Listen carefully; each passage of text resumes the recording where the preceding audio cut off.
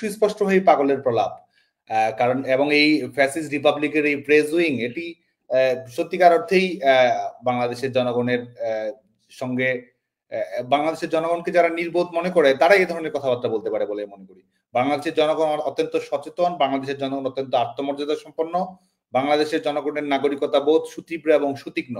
আজকে এই ধরনের 90 যারা এইচএসসি পরীক্ষা নিতে পারছে না, এই এইচএসসি ফেল সরকার, তারা যখন এরাও নিজেরা যেমন নিজেদেরকে সরকার ঘোষণা করেছে, নিজেরাই নিজেদেরকে 90% নাম্বার দিয়েছে, অথচ আজকে বাংলাদেশের সনাতন ধর্মাবলম্বী থেকে শুরু করে মাইনরিটি সিকিউরিটির বিষয়টি গোটা পৃথিবীর রাজনীতিতে একটি আলোচিত বিষয়, যেখানে ধর্মীয় পরিচয়ের কারণে আজকে আপনি হত্যা শিকার হচ্ছেন, ধর্মীয় পরিচয়ের কারণে আপনার চাকরি বাতিল হচ্ছে, ধর্মীয় পরিচয়ের কারণে আপনার জীবন জীবিকা আপনার ব্যবসা বাণিজ্য লুটপাট করা হচ্ছে। আজকের কথাও যদি বলি, পাসপোর্ট সূচক যেটি একটি দেশের নিরাপত্তার সূচক, সেখানে বাংলাদেশ আগের বছরের চেয়ে 3 ধাপ পিছিয়েছে। এটি প্রমাণ করে বাংলাদেশের অভ্যন্তরীণ পরিবেশ পরিস্থিতিটি কি রয়েছে। এবং শান্তি শৃঙ্খলা, আজকে তো পুলিশ হত্যা যারা করেছে তাদেরকে আপনি পুলিশকে বলছেন যে আইন শৃঙ্খলা রক্ষা করুন, আইন শৃঙ্খলার পরিবেশটি ভালো করুন, অথচ পুলিশ হত্যার সঙ্গে যারা সম্পৃক্ত রয়েছে, জঙ্গিবাদ অপশক্তি, তাদেরকে কিন্তু বিচার করার কোনো কথা আপনি বলছেন। বিচার করার জন্য শেখ হাসিনা সরকার স্বাধীন বিচার বিভাগীয় তদন্ত কমিটি জাতিসংঘের কে আহ্বান করে, সেগুলো করেছিল, অথচ এই সরকার কিন্তু ন্যায় বিচারের কোনো কিন্তু আগ্রহ, কোনো আকাঙ্ক্ষা কিন্তু দেখায়নি।